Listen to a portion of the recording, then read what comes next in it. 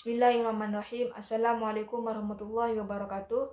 Perkenalkan, nama saya Siti Nurhalisa, NIM E 2019-2391 dari Fakultas Ekonomi dan Bisnis Islam, Prodi Ekonomi Syariah. Di sini saya akan menjelaskan tentang tafsir ayat produksi, yaitu Quran Surat An-Nahl ayat 5. Allah Ta'ala berfirman, Bismillahirrahmanirrahim.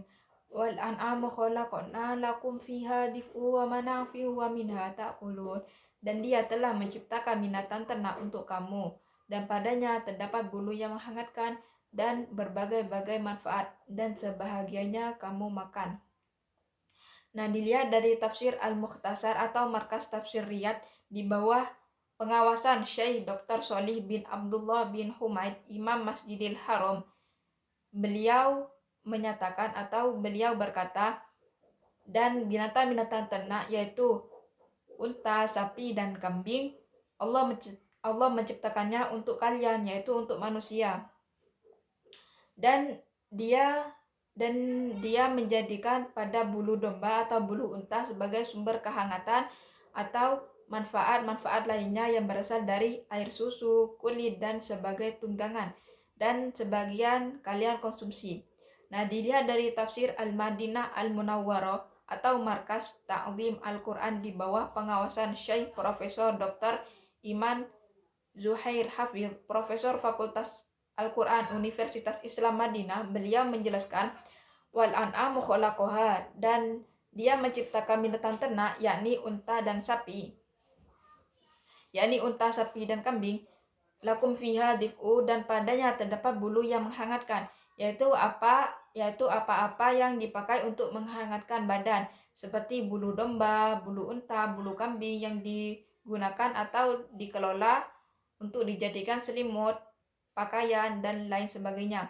Wa manafi'u, dan berbagai-bagai manfaat, seperti untuk diambil air susunya, untuk ditunggangi, untuk diternakan, atau dipakai untuk mengolah tanah peternakan, dan lain sebagainya. Wa minha ta'kulun, dan sebahagiannya kamu makan, dari daging dan lemak. Nah, dilihat dari tafsir As-Sa'di, yaitu As-Sa'di atau Syekh Abdurrahman bin Nasir As-Sa'di, pakar tafsir abad 14 Hijriah, beliau menjelaskan, ini adalah tanda-tanda kekuasaan Allah, ilmu hikmah dan kasih sayang yang mengharuskan untuk beribadah kepadanya dan meninggalkan beribadah kepada selainnya.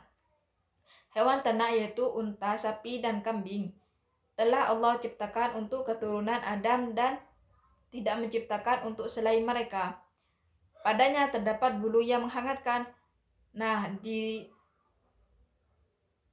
Darinya kalian membuat pakaian, kasur, selimut dari bulu domba atau bulu unta.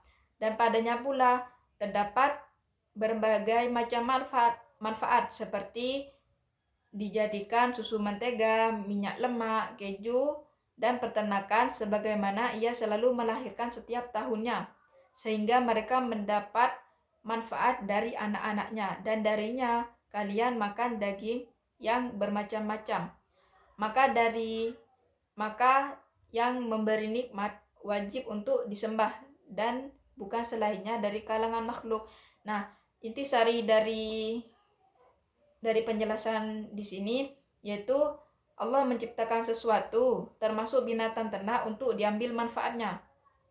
Semisal Allah menciptakan kambing, maka dari kambing tersebut diambil manfaatnya.